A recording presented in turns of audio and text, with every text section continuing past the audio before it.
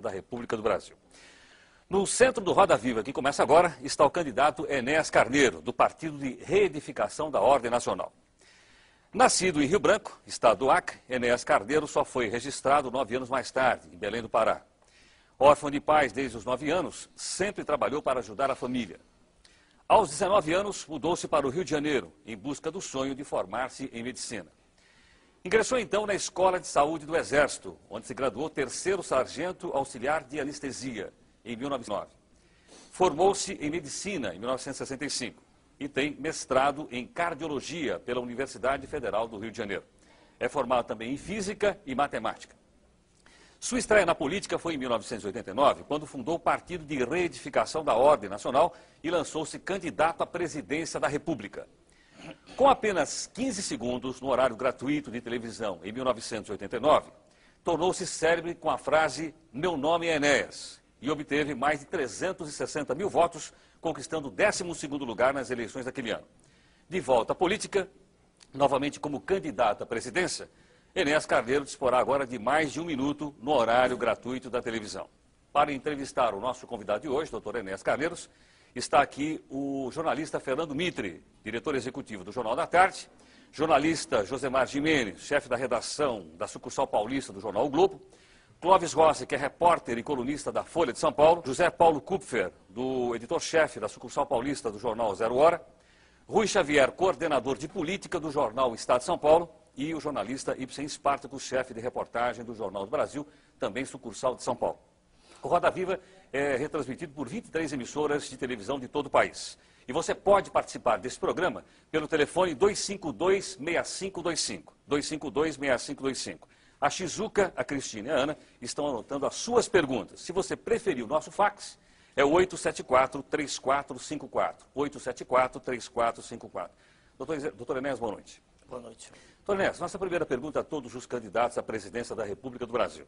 O senhor, obviamente, tem acompanhado a evolução das pesquisas eleitorais. Em alguns estados, o senhor está até empatado, tecnicamente, com outros candidatos que são políticos profissionais. Em função disso, qual é a estratégia do senhor daqui para frente em busca de uma passagem para o segundo turno e para a eleição para a presidência da República do Brasil? Muito obrigado ao senhor e a todos os senhores pela presença e aos telespectadores. A única estratégia que eu me permito usar é falar através dos meios de comunicação. Eu não creio que, para ser atingido um universo como o da população brasileira, de cerca de 150 milhões de pessoas, possa existir uma outra estratégia. Exatamente isso.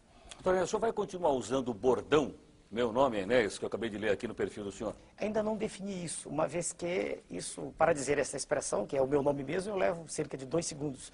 Eu, quando tinha 15 segundos, gastava 2. Se usar de novo, gastarei 2 dentro de 1 minuto, o que será um tempo bem menor do que o total.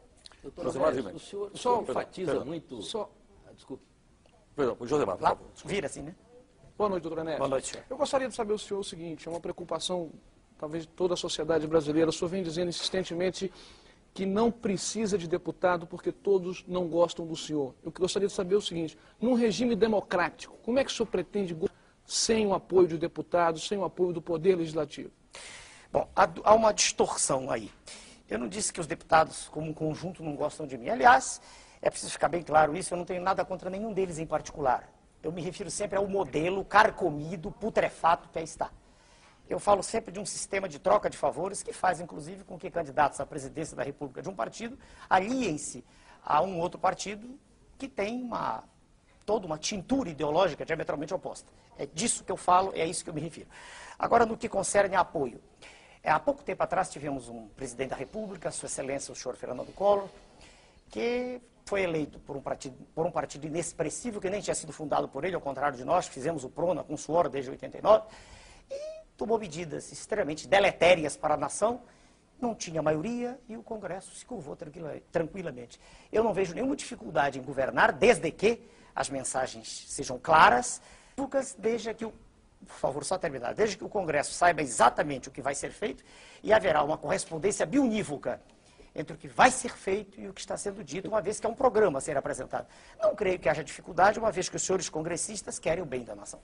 Fernando Mitre. Doutor Enéas, o senhor enfatiza muito a questão da disciplina, né? Sem dúvida. E a questão da autoridade também. Sem dúvida. O senhor é a favor até da inclusão de matérias nos cursos primários que dizem respeito o amor à pátria, a bandeira, a disciplina social, o respeito à autoridade, etc. O senhor, ideologicamente, se aproxima de algum modelo conhecido? Quer dizer, como é que o senhor se qualificaria hoje? Difícil, difícil. Eu posso dizer, falar de mim é difícil. Vamos falar do modelo do nosso partido. Aqui, né? Voltando para o senhor, que eu estou conversando com o senhor. O PRONA defende um Estado forte, técnico e intervencionista. Um Estado que se preocupe realmente com a não que seja propriedade de um grupo reduzido de políticos. Nós acreditamos que é perfeitamente possível resgatar essa dívida social gigantesca da nossa terra, desde que haja uma mensagem firme e que por trás da mensagem haja um lastro de preparo que faça com que o presidente da República não seja um títere, não seja um boneco levado de um lado para o outro, na dependência de quem está à sua direita ou à esquerda. O senhor quer um presidente da República mais poderoso do que o que sempre tivemos? Não, porque os nossos presidentes da República, por terem sido extremamente incultos em quase sua maioria, né? Quase a maioria, e por serem homens de personalidade extremamente frágil, têm sido levados para um lado e para o outro. Haja vista o que ocorre agora recentemente com Sua Excelência, o senhor Presidente da República, que cede a uma pressão quando, eu quero crer, o chefe da nação deveria agir de modo firme. Se ele é o chefe, ele deve ter firmeza. Um presidente deve presidir, senão não é um presidente deve ser de fato e não só de direito. Nesse sentido, se o senhor me pergunta, eu sou um homem que gosta de ordem, de autoridade, de respeito. Se o senhor me disser assim, o senhor dialoga? Sim, dialogo sempre. Eu ouço, por exemplo, se os senhores disserem, o senhor tem 1 minuto, eu falo 1 minuto. Se os senhores disserem, eu obedeço às regras. E gosto que haja obediência à lei e à ordem. É assim que eu entendo uma nação civilizada. O regime militar que foi implantado no Brasil se aproximou desse modelo que o senhor defende? Não. Lamentavelmente, o regime militar esqueceu-se de uma coisa fundamental, que é a formação do cidadão, o investimento no homem. Segunda falha, o regime militar asfixiou a imprensa. E não existe no Brasil nenhum partido político, não é só o partido que eu criei e que está hoje, graças a Deus, representado em quase todo o Brasil. Não há nenhum partido político que possa ir a todos os rincões, que possa saber exatamente o que está se passando na intimidade do poder. Não há. Então a imprensa tem que ter liberdade para isso. E ela terá essa liberdade com a nossa chegada, sem dúvida, para fiscalizar aquilo que está sendo feito. Pois se aquilo que nós queremos fazer tem que ser para o bem da nação, a imprensa tem que ter. Isto é uma coisa. Outra coisa é a absoluta falta de responsabilidade com que a imprensa se comporta atualmente. Por exemplo, cito de modo claro, na capa de uma revista aparecem as 3 figuras magnas do país. Sua Excelência o Presidente da República, Sua Excelência o Presidente do Congresso, Sua Excelência o Presidente do Supremo Tribunal Federal, vestidos como pessoas do sexo feminino, numa dança. A revista se chama Revista Veja. Eu não entendo que lucro, que vantagem a nação tem com isso. Estou sendo sincero, com a mesma clareza com que falo sempre. Então, repare, chamam-me de autoritário. Eu digo, não, eu quero ordem, quero respeito, quero liberdade de expressão, mas quero responsabilidade também. E quero crer que não há nenhum pai de família que goste de, às 7 horas da noite, ligar um instrumento, um aparelho de televisão, e ver na tela expostas cenas de lascívia, de luxúria, de lubricidade, de sexo quase explícito, que deformam a personalidade e a formação dos seus filhos. Eu não acredito que haja nenhum chefe de família lúcido que goste disso. Essas teses são claras, eu estou repetindo como sempre fiz. Tá, vamos a mais uma pergunta. Eu apenas quero dizer, Clóvis, o seguinte, que o senhor Guilherme Grimaldi de Ipiranga já usou essa expressão autoritária que o senhor mesmo usou agora. Normal. Clóvis Rossi. Não sei, pelas entrevistas anteriores que eu li do senhor, se houver alguma distorção, o senhor me corrija, me dá mais a sensação de que o senhor é menos candidato à presidência da República e mais candidato ao Fujimori do Brasil, é isso mesmo? Não, nunca disse isso. Não tenho nenhuma admiração pelo senhor Fujimori, principalmente porque o modelo de natureza macroeconômica que foi utilizado lá repete os ecos da ventania neoliberal que assola o continente sul-americano. Não tenho nenhuma simpatia. Não vejo em que eu possa ser comparado ao senhor Fujimori. Nunca disse em nenhum programa deixar esta ou aquela instituição. Nunca disse isso. Em nenhum momento. Não vejo nenhuma razão para essa comparação. Doutor Enéas, eu queria saber, quando o senhor faz essas críticas aos meios de comunicação, por falta de responsabilidade, o senhor diz que, na eventualidade de ser presidente, usaria de mecanismos. Quer dizer, eu queria entender... Mecanismos jurídicos. Que mecanismos são esses? Hoje a Constituição não prevê nenhum tipo de intervenção, a imprensa é livre no país e eu queria saber se o senhor batalharia para criar algum tipo de mecanismo de controle dos meios de comunicação. Vamos lá. Hoje mesmo eu estive na TV Bandeirantes, eu conversei com o senhor presidente da organização, disse exatamente o que estou dizendo aqui. Eu digo as mesmas coisas sempre, com clareza meridiana. Com a clareza do líquor de quem não tem meningite. A mesma coisa sempre. Veja, senhor, existe um estatuto da criança e do adolescente, ao qual não há nenhuma obediência no país. Existem tentativas as mais escabrosas de tirar vantagem do menor. É uma indústria que aí está estabelecida. Tá? Então, é perfeitamente possível, usando a lei, tendo inteligência e vontade de ação firme, conversar com diretores dos meios de comunicação e mostrar a eles que é possível, ainda mais estando na presidência da República, com o poder que a lei confere, e tendo um Congresso que naturalmente estará afinado. E eu lhe digo, por que estará afinado? Eu digo já. Imagine o senhor que, tendo 1 minuto no horário eleitoral gratuito, eu chegue a ser eleito. Imagine o senhor, apenas como exercício de raciocínio. Eu terei mostrado de forma inequívoca a toda a imprensa brasileira que tudo que é transmitido todos os dias não é o que a população quer. Em todas as páginas dos jornais, eles estão repletos de notícias dos candidatos da imprensa. Aqueles que a imprensa prestigia. E ela diz que tem experiência política. Como se experiência política fosse andar pelas ruas fazendo greves, gritando, ou fazendo comícios, eu não vejo assim. Eu vejo, senhor, que experiência resulta de aprendizado, de conhecimento do assunto. Por isso eu estou esperando que nós comecemos a falar das questões magnas aqui já. Mas essa é uma questão que pode ser considerada um problema brasileiro. O senhor foi o primeiro a apontar. O problema da forma falta como que de os meios... respeito à criança que Exatamente. existe hoje. E esse não é um problema brasileiro? Eu já citei para o senhor o Estatuto da Criança e do Adolescente e a outra questão também, a qual não se faz referência normalmente, que é o direito de concessão. O direito de concessão previsto na Carta Magna, ele existe porque Sua Excelência, o Presidente da República, assina esse direito. Mas eu só queria entender qual é emissoras que não se enquadrarem ao modelo que o senhor... Eu queria entender se é um processo de negociação, de discussão com a sociedade, negociação, se seria intervenção... Pois não, assim como eu estive hoje com o presidente, o primeiro de uma rede de comunicação que me convidou para conversar, e só fui porque fui convidado, tá? Jamais impus minha presença a lugar nenhum. Estou aqui porque os senhores mandaram um ofício, claro, calcado na lei, né? Mas eu quero crer que conversamos diretores, presidentes dos meios de comunicação, como todos são chefes de família, e apenas eles participam do processo, porque, quero crer, não há outro jeito, é uma briga por ibope. Quando se ficar claro, quando não houver dúvida, quando for irrefragável a tese que existe comando na nação, e nessa história de faz de conta que aí está, sabe? Perdoe-me, essa bagunça generalizada que hoje é o Estado brasileiro, fraco, incapaz de tomar decisões, mal informado, mal organizado, com uma desordem em todos os níveis. Quando ficar claro que não é mais assim, eu quero crer que não será difícil. Pois não. Nós temos mais uma pergunta do jornalista. Eu queria que o senhor respondesse ao nosso telespectador, José Carlos Plácido, da Vila Olímpia. Ele quer rapidamente saber do senhor o seguinte: se o senhor não passar para o segundo turno, o senhor aceitaria ser ministro de algum outro governo? Com todo respeito ao telespectador, com todo respeito ao senhor telespectador, é impossível... Fala aqui? Pois não. É impossível, senhor, que fez a pergunta, muito obrigado, senhor, mas é impossível ser ministro de um governo inepto. Veja, o senhor que perguntou o que acontece agora com, não me lembro, o senhor Osíris, o senhor secretário da Receita. Não adianta, imagine o senhor que eu fosse, por hipótese, que aceitasse essa tese, jamais aceitarei com o modelo que aí está, jamais. Já declarei isso por escrito, em documento que está registrado em Brasília. Não quero ser profissional de política, não gosto disso. Eu quero ser um estadista, quero endireitar, quero fazer com que a nossa nação respire, com que a nossa nação possa emergir desse lodaçal em que ela está mergulhada.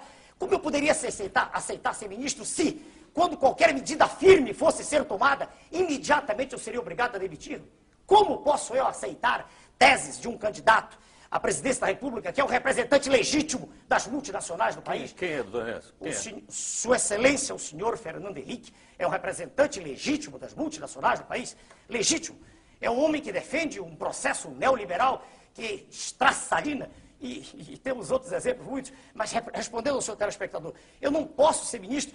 Veja o senhor, se eu quisesse ter qualquer cargo, eu teria sido candidato a deputado federal e sem nenhum convencimento estólido, sem nenhuma bobagem, eu teria tranquilidade de eleição em qualquer estado, qualquer unidade da federação. Ok, Tonés, pergunta agora do jornalista Rui Xavier. Pois não, senhor. Ouvindo o senhor assim, a minha sensação é que o senhor ficou mais duro.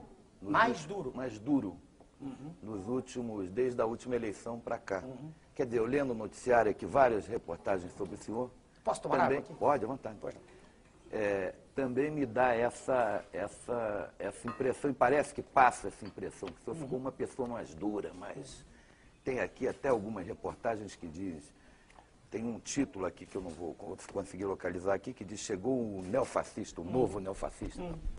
Então, minha pergunta para o senhor é o seguinte, o senhor mudou? O que houve com o senhor? Quer dizer, anteriormente o senhor uma impressão mais simpática para...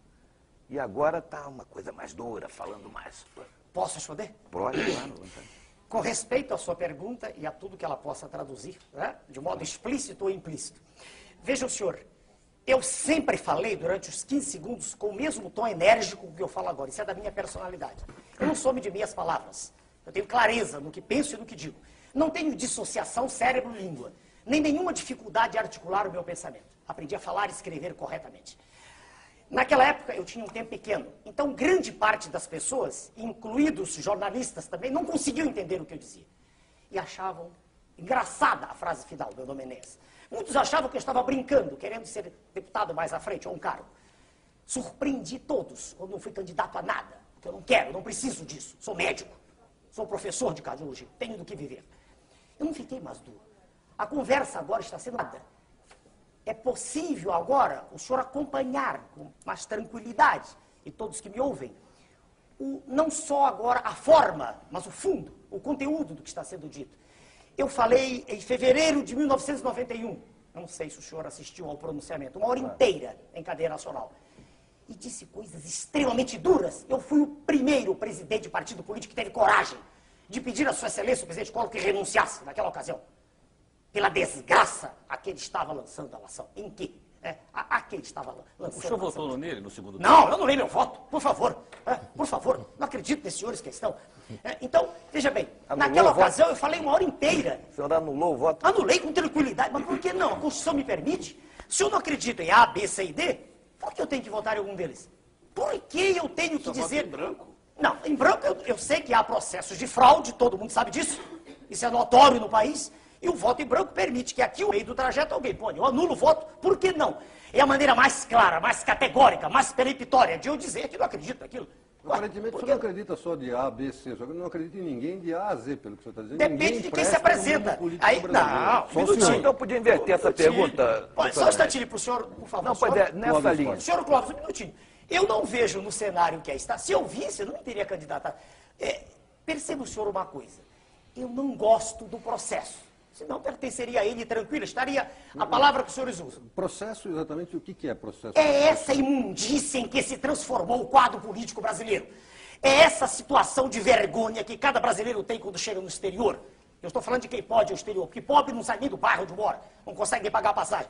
Essa situação de mentira que é lançada nas telas da televisão e nos jornais todos os dias. E vou dar exemplos para os senhores, vamos falar de coisas concretas. Previdência, que é uma farsa.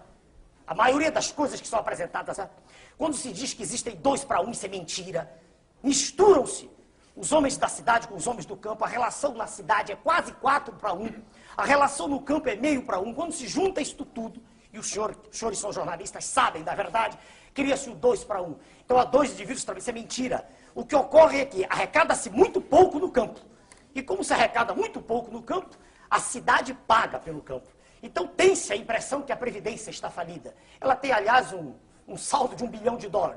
O que se quer é privatizar tudo para que grupos espúrios, né, tomem conta e aí o Estado fica endividado, como aconteceu no Chile. O Estado fica endividado. E os grupos têm um grande negócio. Então, eu deixo deixar bem claro. E quando você disse o processo, eu quero dizer o seguinte, eu não gosto dessa maneira como um candidato a presidente se curva. Para ser eleito, ele se curva. Ele não acredita na força dele. E ele faz composições, ele procura um vice, ele procura um... Para quê? Para que ele dê, eu não faço isso. Eu sou exatamente o mesmo. Meu candidato a vice-presidente é o Almirante Roberto Gomes Silva. Um homem que não vai me trazer voto, não é nada disso. Apenas ele foi um homem que no governo Figueiredo lutou pela nacionalização. Lutou contra a desnacionalização das nossas jazidas. Ele lutou contra esse processo de sangria, né, do qual nós somos vítimas, exportando minério in natura. Ele lutou contra isso. Deixa eu lhe fazer uma pergunta. Pois não. Do que o senhor gosta nesse processo todo? O senhor já falou de muita coisa que o senhor não gosta. Por isso eu entrei. Tudo bem, mas deve ter alguma coisinha que o senhor não vai destruir tudo para montar tudo sozinho. Não, mas eu acabei de falar, o senhor me perguntou, não sei o nome dos senhores, sobre o Congresso, e eu disse que eu não acredito. Deixa eu me definir bem. Vamos falar do Congresso. 503, né? 503. Eu nunca disse, veja o senhor, que o indivíduo A ou B é um partido. Eu nunca disse isso. O que eu vejo é o seguinte, existe um modo de comportamento que se tornou a regra do processo. Esse modo é hipocrisia. O cidadão não tem coragem de dizer a verdade. Ele tem medo de perder voto aqui, perder voto acolá, ele faz aliança. O senhor inclui os deputados do PRONA também, doutor Enéas? Se acontece com eles? Olha, eu não sei lhe responder. Eu tenho um deputado no PRONA federal, dona Regina Gordinho. E foi o único deputado que veio para o PRONA. E se o senhor disser que ela fez aliança, eu quero crer que não.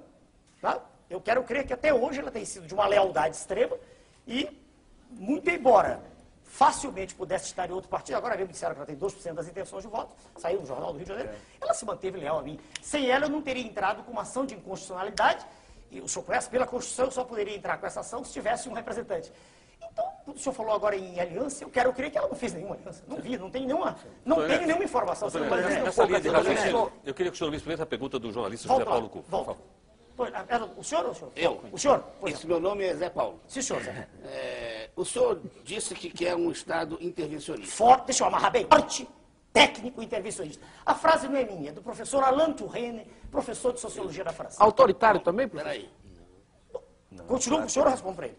Como quiserem. Não, Se a palavra autoritário quer dizer que exista autoridade, que ela se faça respeitada, se é este o sinônimo dentro do universo semântico seu. Se é isso que o senhor quer dizer, é. Bom, então, vamos lá. O senhor quer um Estado desse jeito. Isso. O senhor já meteu aí a leia no neoliberalismo. Sem dúvida. Aqui no seu material a gente lê que o seu modelo de político é o Fidel Castro. Não disse isso. Não disse isso. Um minutinho só. Perguntaram-me quem eu admirava no exterior. Eu disse pela personalidade forte, pela coragem de enfrentar o monstro. Mas eu não disse, eu não sou socialista, deixo bem claro, eu defendo a livre iniciativa, eu defendo a economia de mercado, então eu não tenho como modelo o senhor Fidel Castro. Eu não disse isso nunca. Um defensor de uma economia de mercado não liberal, o que é? Bom, ele me perguntou... Posso complementar? Como é que pode combinar a defesa da economia de mercado com o Estado intervencionista? Perfeito, eu digo agora. Perfeito, tudo bem. Com clareza, para o senhor, para todos. Veja bem, primeiro que o que está diante de nós é toda uma encenação, é toda uma farsa. Vamos devagar. Primeiro que o Estado intervém sempre. Vamos ver, agora mesmo, quando foi decretado o Plano Real, esse plano, o último plano, miraculoso, que se estenderá quase certamente até as vésperas, né? Quase, né? Ninguém pode afirmar, o processo é muito mutável. Mas quando ele foi decretado, Sua Excelência o Presidente da República recebeu a sua assessoria econômica e lhe apresentaram a taxa de juros com a qual o mercado iria se comportar, ditada pelo governo. O senhor acompanhou. 8,13 ou 31 foi arredondado para 8,13. Agora, hoje ou ontem, um senhor saiu no Globo ontem, 21. Por esses dias agora, saiu no Globo. Que é impossível continuar com isso. O serviço da dívida pública, o serviço dela, está em torno de 4 bilhões de dólares mensais. Diz o professor Dércio Garcia Munhoz, que não é do PRONA, não é do nosso partido, que não quer dizer nada. Não quer dizer nada. É uma pessoa porque eu tenho profundo respeito. É professor titular de Política Econômica e Economia Internacional em Brasília. Diz ele, não são 4, não. Estou contando só com os títulos em poder do público. Mas se levarmos em conta os títulos do Banco Central, e o Tesouro também paga esse serviço a eles, chega a 6 bilhões de dólares. Ora, meu Deus do céu, não é intervencionista. Só que é intervencionista a favor dos grandes grupos. Eu estou falando de grupos financeiros, não estou nem falando mais em empresa. A empresa, todas estão perdendo. Só as muito grandes que não perdem. As empresas médias, pequenas, todas estão perdendo. Não há estímulo nenhum em produção, nenhum. Então, quando eu digo intervencionista, eu digo isso com firmeza, querendo dizer o seguinte, vai intervir mesmo contra esse monstro cuja cabeça está lá fora, no G7, não sei qual deles, É um conjunto, o senhor sabe, harmônico que funciona ali no norte, né? Da Pax Borealis. E os tentáculos estão aqui dentro, com os vendilhões da pátria aqui dentro. Então, para repetir com clareza, aceita a economia de mercado, sim, e é intervencionista, sim, não naquilo que a empresa está fazendo, é intervencionista naquilo onde pode ser, eu termino já, na taxa de juros, que será conosco, no mínimo no nível internacional, deixaremos de ser o campeão da usura mundial, com taxa de juros que ultrapassa 28, 30, vou embora das nossas agora. Segundo, da tributação. Por que não? Se ao Estado cabem esses direitos de intervir, e a conversa fiada que é o mercado que faz. Acabei de mostrar agora que a equipe econômica chegou ao presidente e disse vai ser tanto. Né? Perguntou e confirmou que ia ser tanto. Ora, se o Estado pode intervir, por que não o fazer? Uma vez que taxas de juros são embutidas obrigatoriamente nos custos. Pois não. Os telespectadores estão insistindo em Claro, falar pelo do senhor e eu estou aqui... Eu ia desenvolver o assunto. Pois é, nessa linha de raciocínio, o senhor Ernesto Liviano de São Paulo, o senhor Marcos Vinhares querem saber em resumo o seguinte, afinal, o senhor mantém ou o senhor muda o plano real se for eleito presidente da República do Brasil? Pelo amor de Deus. Para onde eu viro? Telespectador? Com todo respeito ao senhor e à sua pergunta, como brasileiro, seria o ideal, né? Eu estou falando aqui no nome de todas as pessoas que nasceram nessa terra, como eu. Seria o ideal para nós que desse certo. A situação do nosso país é de trazer lágrimas aos olhos. Qualquer brasileiro sente tristeza de ver o que está acontecendo. O poder aquisitivo foi levado lá embaixo. Qualquer pessoa com o mínimo de lucidez intelectual percebe que o poder aquisitivo caiu fragorosamente desde a primeira etapa do RV, até a última etapa. Quer dizer, claro que como brasileiro eu gostaria que isso desse certo, mas é impossível dar certo. Primeiro que é impossível dar certo... Doutor Ernesto, desculpe, mas que evidência o senhor tem que o poder aquisitivo caiu da URV? As notas, o desafio é feito assim como eu fiz o desafio sobre voto, quando perguntaram sobre quanto eu tenho de voto, eu convidei um senhor jornalista, o senhor Marcelo, do Jornal do Brasil, e disse, o senhor quer ir à rua comigo? O senhor quer escolher a esquina? Como é que o senhor explica, então, que nas pesquisas mais de 70% dos entrevistados apoiam o plano?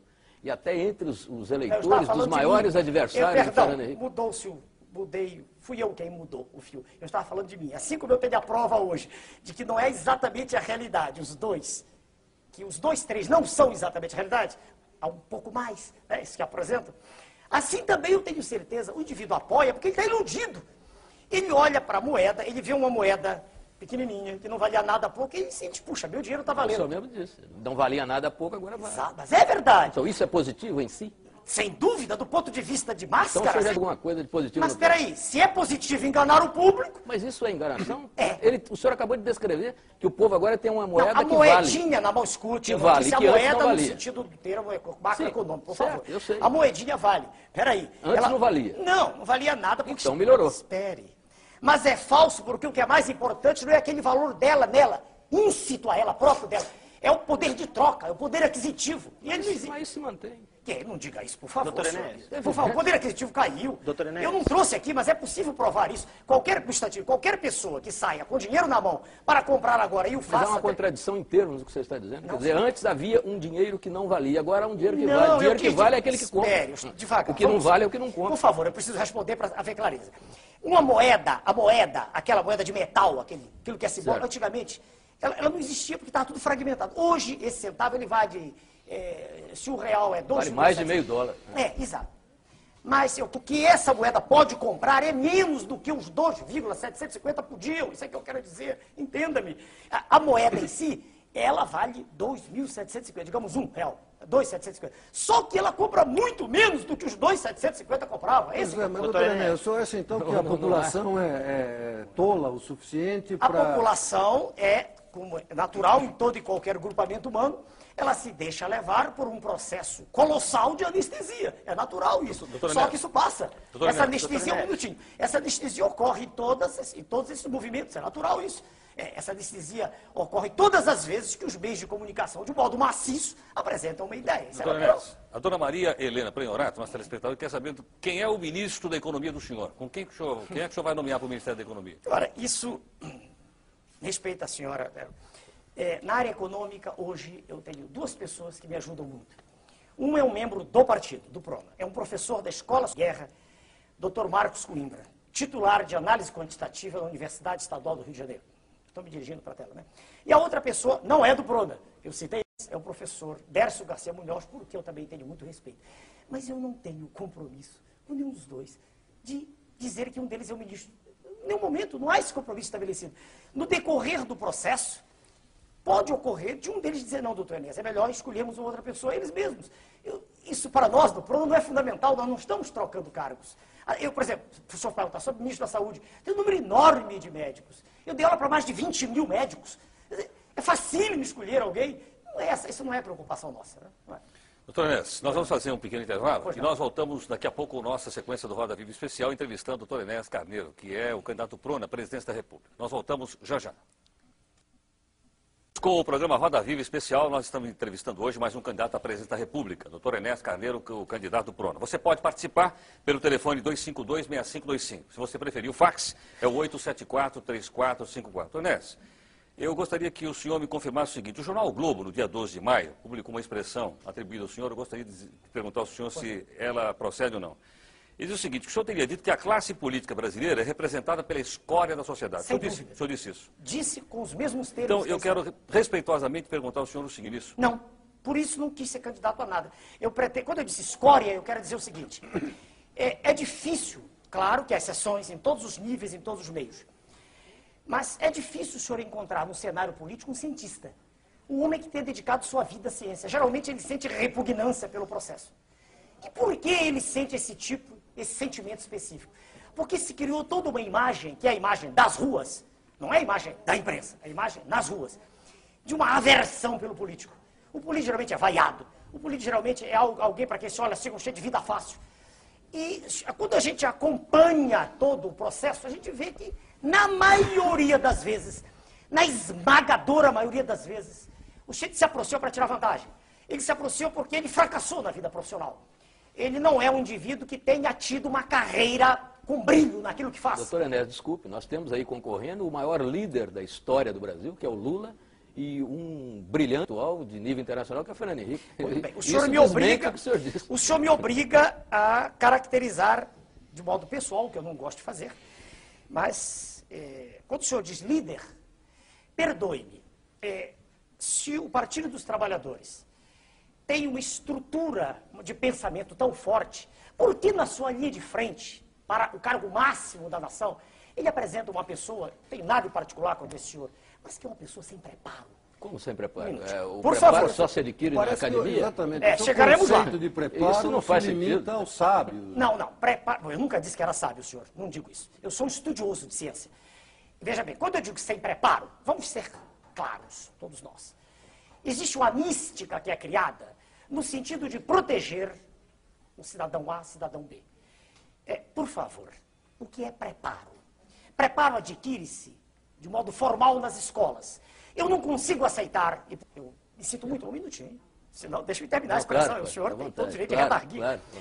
Se as escolas não servem para nada, para que elas foram criadas? Não, quem disse que não serve? Isso é um minutinho. Então, se o curso primário, o antigo... As escolas brasileiras hoje servem muito pouco. Bem, eu não fiz a escola atual, senhor. Eu fiz há 50 anos atrás. Sim, mas o senhor concorda que hoje elas servem muito pouco, né? Elas servem pouco, mas é melhor a escola do que a não escola. Permita-me só terminar o pensamento aqui. Se eu não consigo entender que se lance a candidatura da República, não consigo entender. E que haja um aplauso de um grupo, né, a uma pessoa que nunca estudou, que se exprime com muita dificuldade, em linguagem falada ou escrita, e que, perdoe-me, fala do que ouve. Eu não conheço nesse senhor, né, o candidato do PT, nada que nesse período todo de 79 me tenha impressionado no que concerne alguma análise profunda de questões sérias. Eu nunca vi isso. Eu não sei como uma pessoa que nunca educou ninguém pode falar de educação, eu não entendo. Agora, se o senhor diz que eu estou ofendendo, eu não estou ofendendo. Faz um diagnóstico. Você está mostrando um preconceito absurdo. Não, não é preconceito. Veja o senhor, para dirigir um avião, exige-se um curso de treinamento. Não há nenhuma dúvida. Para dirigir uma escola, exige que a pessoa tenha um diploma. Para ser presidente da República, não se exige nada. Exige que seja um cidadão que tenha legitimidade no seu poder, que tenha o apoio da sociedade.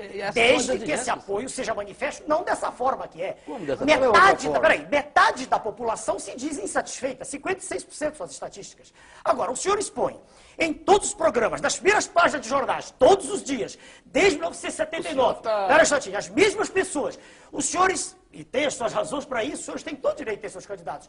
Não, Não, é natural. Por favor. É natural. Por Em favor. 89, não minutinho. é essa a questão. É, sim, senhor. Não Porque sou com minutinho. meus candidatos, nossos candidatos. Em não é 19... isso. Não, os senhores me chamaram porque a lei assim o exige hoje. Em 1989, eu era a mesma pessoa. Tão preso hoje. Os mesmos diplomas que tem hoje. Nunca houve um órgão de comunicação, nunca não. O senhor Jô Soares me chamou, me deu essa oportunidade. Mas ninguém se interessava, era uma pilhéria. Eu era um motivo de jocosidade, era uma figura para os senhores histriônica. Estou falando em geral. Pode até haver no conjunto dos senhores alguém que admita, que aprecie o que eu digo. Agora, então, se há o preconceito, não é meu. O que é que deveria fazer a imprensa quando vê um médico que trabalhou a vida inteira, que ensinou a vida inteira, que formou jovens, que nunca chegou atrasado ao seu curso, que deu exemplo de cidadania formando pessoas, que se dedicou sempre ao trabalho e não fazendo greves, estudando e trabalhando? Por que a imprensa não foi perguntar para mim o que eu pensava em 89?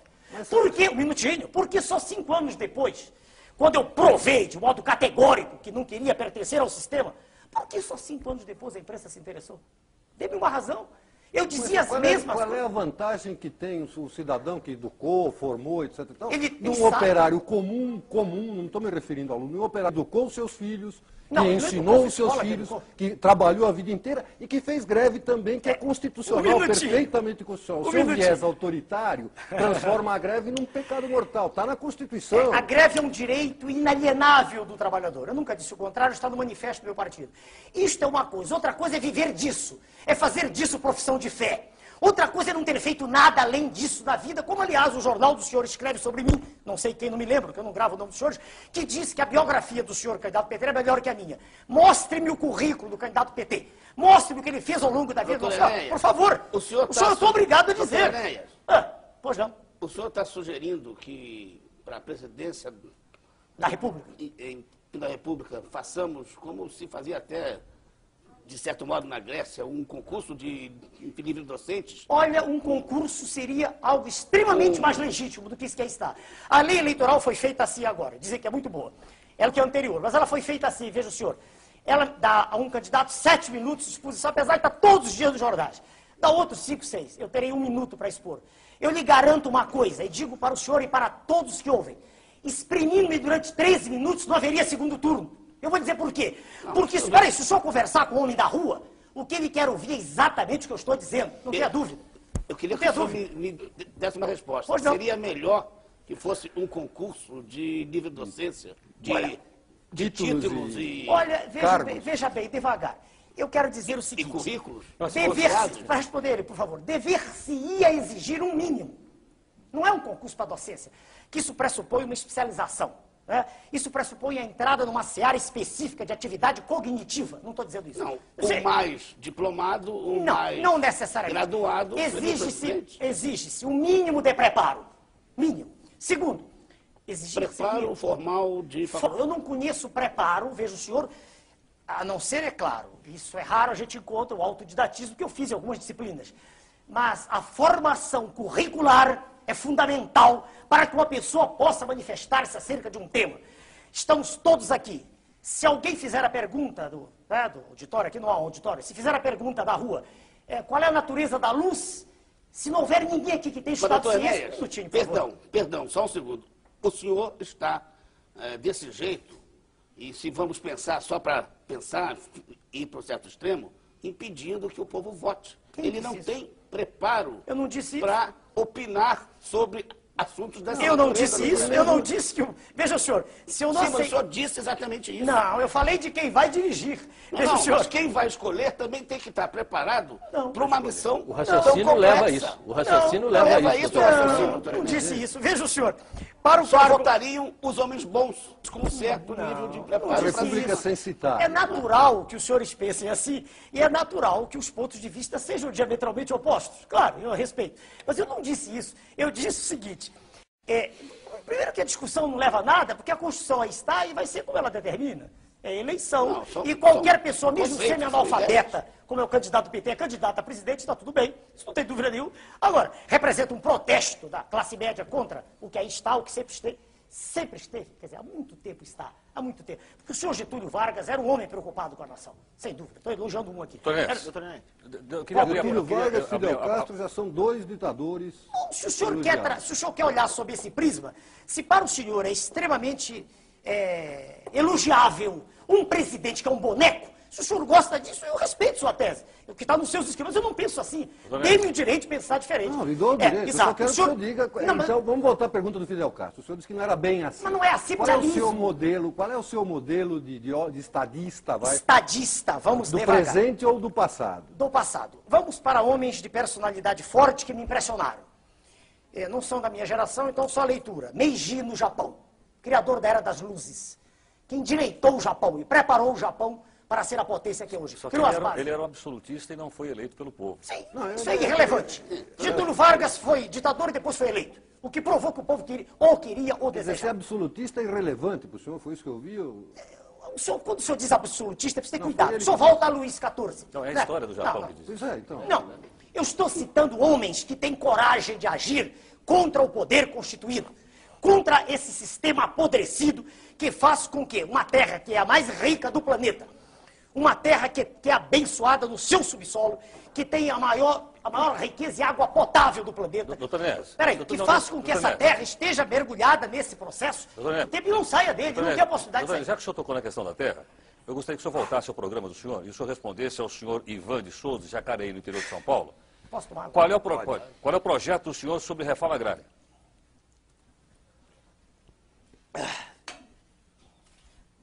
Desculpe, tomando água. É que o calor aqui, os telespectadores não sabem, é terrível. Veja bem, vamos primeiro mudar de novo a expressão. A expressão reforma agrária, ela já tem um contexto hoje, dentro do universo semântico de toda a população, que me cria um mal-estar até em examiná-la. Eu prefiro responder ao senhor assim, de modo também sintético. É fundamental que seja feita uma reordenação do processo agrícola. Vou lhe dizer rapidamente os pontos que já estão estabelecidos, que muitos ainda há a estabelecer, alguns, do nosso ponto de vista. É preciso que haja crédito rural mesmo, e não de fase de conta. Ou seja, é preciso que se privilegie o pequeno produtor, que se privilegie também o médio produtor, que se volte a fazer como no passado se fazia, um investimento maciço no campo. Nós temos sol o ano inteiro, e poderíamos ter 2 ou 3 safras por ano. É uma questão de investimento. É preciso que exista todo um sistema de apoio ao homem do campo, que hoje é alijado praticamente de todas as vantagens que tem o homem da cidade.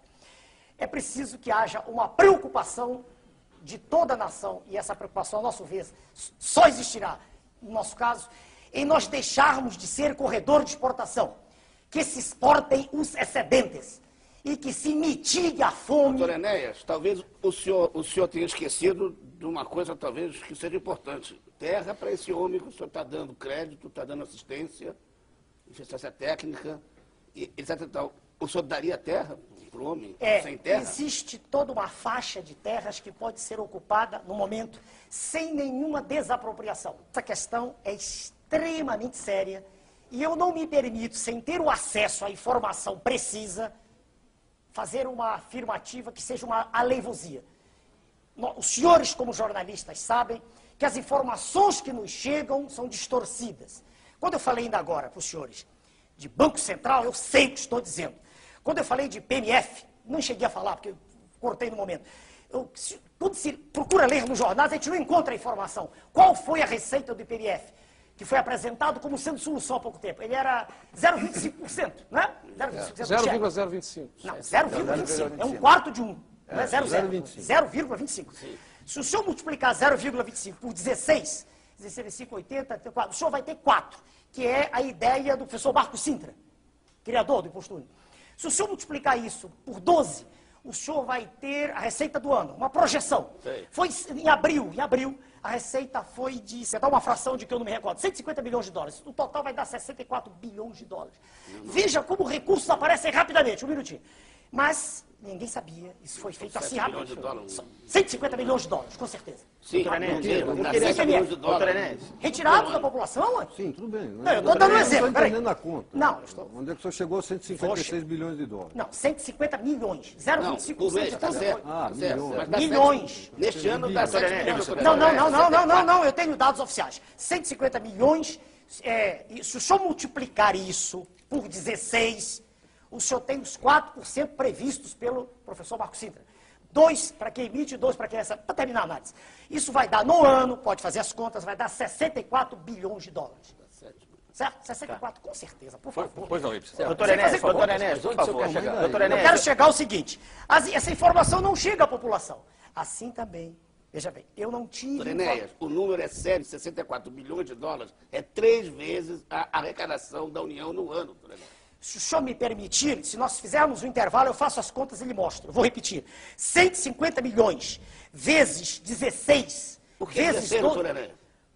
Porque a alíquota é 0,25 e a proposta do professor Marcos Sintra é 4%, meu Deus. É 2% para quem emite e 2%. Tem o Marcos Sintra com isso? Porque ele é o criador da ideia do imposto único. Mas não foi o imposto dele que foi... Ah, mas foi uma distorção. Esse IPMF é um faz de conta do imposto único. Que é isso? Como não foi? O IPMF foi uma percepção primeira da realidade para que depois se aplicasse o imposto único. Doutor Enéas, eu só terminando agora a tese.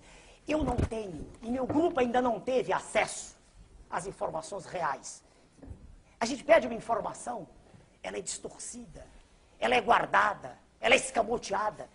O orçamento, qual é o orçamento da União? Não foi votado até hoje. Estamos na metade do ano. As excelências, os senhores congressistas. Então eu não tenho ainda para lhe dizer a informação precisa da questão da terra. Essa a resposta minha. Pode dizer. Bom, só para dizer, por favor, que o senhor acabou de responder, doutor Enéas, a pergunta do nosso telespectador, o senhor Agostinho Ferreira Filho de Moema. Pois não, Ibsen?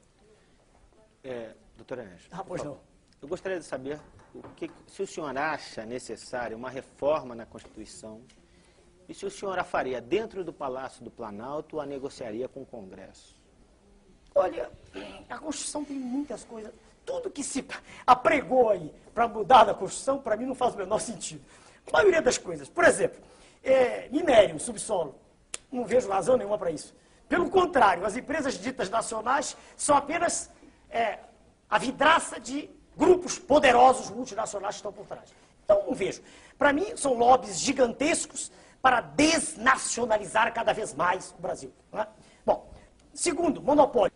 O nosso partido é totalmente favorável ao monopólio do petróleo, das telecomunicações e seria também do aço. Só que o aço não adianta mais, já venderam.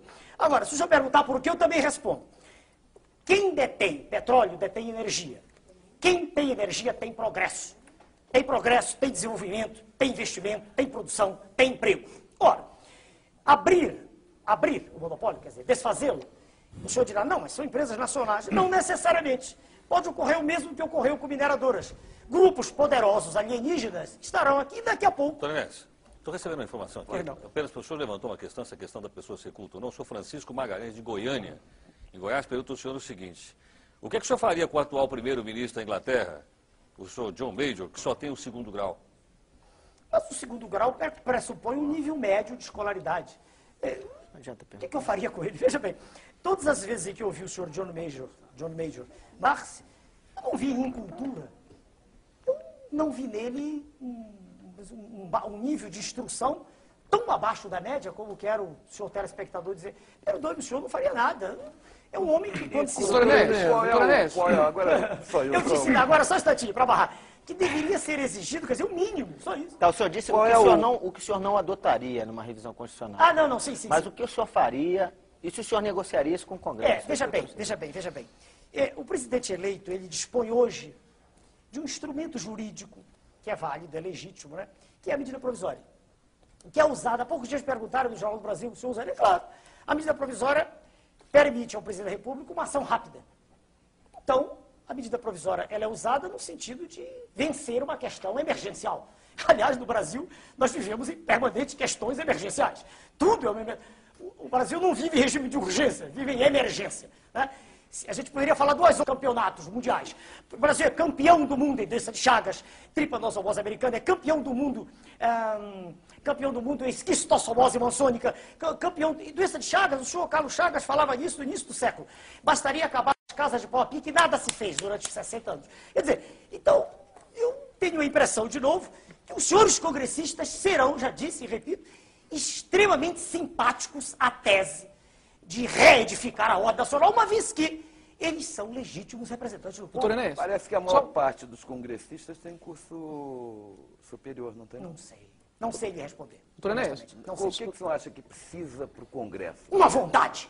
Preciso a deflagração. Para entrar para ser deputado, o que precisaria? Qual é o requisito? Não sei lhe responder. A formação mínima. A formação mínima. Olha, peraí, no exterior, em alguns países, existem escolas de formação política. Aqui também, também tem. Peraí, por favor, vamos devagar. O senhor vai me dizer que os congressistas que estão fazendo escola de... Não disse isso. Perdão. Eu disse que tem escola de formação política. Vocês congressistas fizeram... Sei, tudo bem. Não, então é porque... Eu só queria entender o seguinte, ao longo do programa o senhor chamou os políticos de escória... Não, eles pertencem à escória. Pertence, tá bom. Pelas atitudes que vêm a público. Tá bom. Eu não os conheço pessoalmente. Eu só queria terminar a pergunta. Pois não. Desculpe. Bom, os políticos, o senhor já esculhambou à vontade. A imprensa dedica-se à luxúria e a fazer a pregação do que o senhor acha que são os candidatos dela à imprensa. Mas os eu técnicos acho... do governo... Espera um pouquinho, só terminar a pergunta. Os técnicos do governo só negam informações, o senhor não consegue... esconde, mistifica, etc. Tal. As pessoas sem o mínimo de educação formal, que no Brasil são a maioria, não deveriam, enfim, ter acesso a qualquer cargo político, público. Além do senhor, quem mais presta no país, doutor Enéas? Mas que maneira inteligente do senhor me lançar contra a população. Veja bem, é uma maneira extremamente inteligente, que caracteriza o que eu vejo nos seus escritos, quando vez por outra leio, aliás, escritos interessantes no seu jornal. Veja o senhor, eu não fiz nenhuma apologia aqui, veja, terei uma única exceção. Eu disse no quadro de candidatos à presidência da República. Vamos botar um ponto exatamente em cima do i. No que está, no que chegou como candidaturas à presidência da República, eu não vejo nada que me impressione, por favor, para ser claro. Eu não disse que não há indivíduos. O senhor quer saber onde há um número enorme de indivíduos de valor, gigantesco, fora da política? Nas Forças Armadas. Fora da política, não necessariamente. As Forças Armadas têm indivíduos de valor, o senhor não gosta delas, é um direito que o senhor tem. Mas há indivíduos de valor... Não, é evidente. Eu leio alguns dos seus escritos, não leio todos que não tenho tempo. Mas veja bem, há uma reação natural dos senhores, porque os militares se caracterizam por uma coisa chamada ordem, disciplina, respeito, coisas de que eu gosto também. Agora, mas nós não, nós queremos dar desordem. Olha, os senhores, perdão, de novo, os senhores, a imprensa, ela se caracteriza e ela vive, digamos, ela se nutre do escândalo, perdoe. Médicos, colegas meus, em trabalhos extraordinários no Brasil. Isso não é notícia. Notícia é o estuprador de menores. Ele vai para a página da revista Veja, vai para a capa da revista Veja. Por que você está falando tanto da revista Veja? Eu citei 2 vezes, é o órgão de maior poder de penetração, né? Ué, não é o órgão. O dia desse, um senhor dele ligou para mim que fazia entrevista. Eu falei, não, eu faço entrevista com os senhores com gravador, com qualquer órgão. Por quê? Porque eu não acredito, os senhores distorcem dessa matéria que o senhor tem na mão, há coisas que eu não disse aí. Quando ele me perguntou, eu disse, é verdade, eu disse. Não tem por que mentir. Mas há coisas, e o senhor vai dizer assim, reaja, para daqui a 6 meses vira retratação, quando tudo já acabou, que Doutor Enéas, só mudando um pouquinho de assunto um pouco aí, o senhor tem dito sobre o homossexualismo coisas bem incisivas. Eu gostaria, o senhor disse que é um vício, uma perversão. O senhor, como médico, sabe muito bem o tratamento que a Organização Mundial de Saúde dá ao tema. Agora, a pergunta é o seguinte, o homossexual vai ser discriminado no seu governo? E o que o senhor pensa do tema? Perfeito, a pergunta é clara e vamos respondê-la da mesma maneira que temos feito. Vira para o senhor, né? Bem devagar. O homossexual, sem dúvida, pertence a um grupo, veja o senhor, que se generalizasse, representaria a extinção da espécie. 2 homossexuais... Isso o senhor fala com base em estudos do senhor? Meu Deus, os dois homossexuais têm espermatozoides, não têm óvulos, é impossível ver reprodução, por favor. Isso é curso primário, não é ginásio, não é universidade. Claro. Por favor. Por favor. Tudo bem, tudo bem. É óbvio, né, doutor? Não, mas ele está perguntando. Não, tudo bem. Eu me equivoquei na pergunta. O senhor é que fez a pergunta, fui eu. Tá, tudo bem. Por favor. Doutor Enéas, perdão, mas com o avanço da ciência... Não, senhor, não há avanço de ciência nem minutinho. Para o senhor e para os telespectadores que não são obrigados a ter estudado medicina.